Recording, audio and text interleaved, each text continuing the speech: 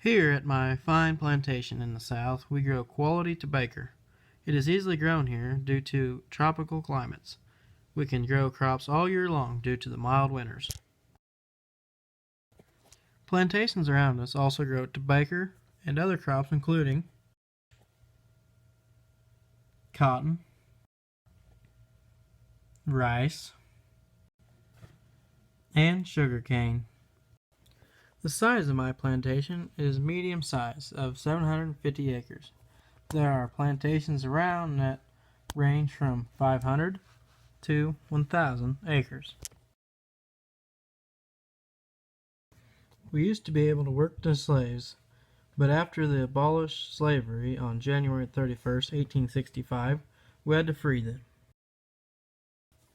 After we lost our slaves, some stayed on for fairly cheap labor. Others wanted to farm their own ground, so we would give them a piece of ground so that they could farm.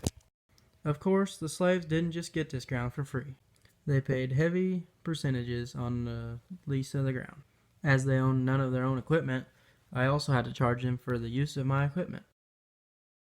After I took my share of the crop from their harvest, they could sell whatever they had left at the market, but normally they didn't have much left.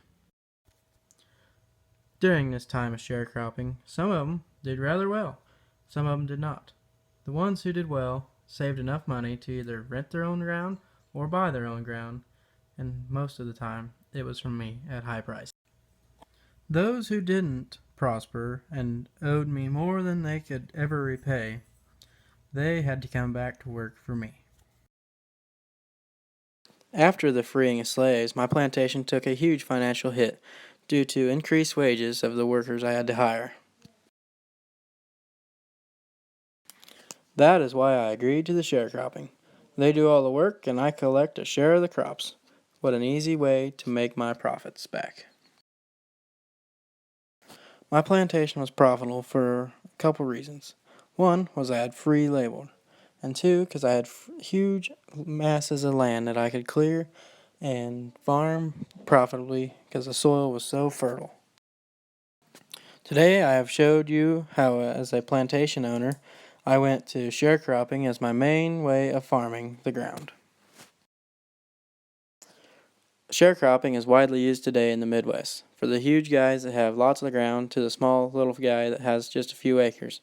They can get together and make a deal and have profitability on both sides of the table.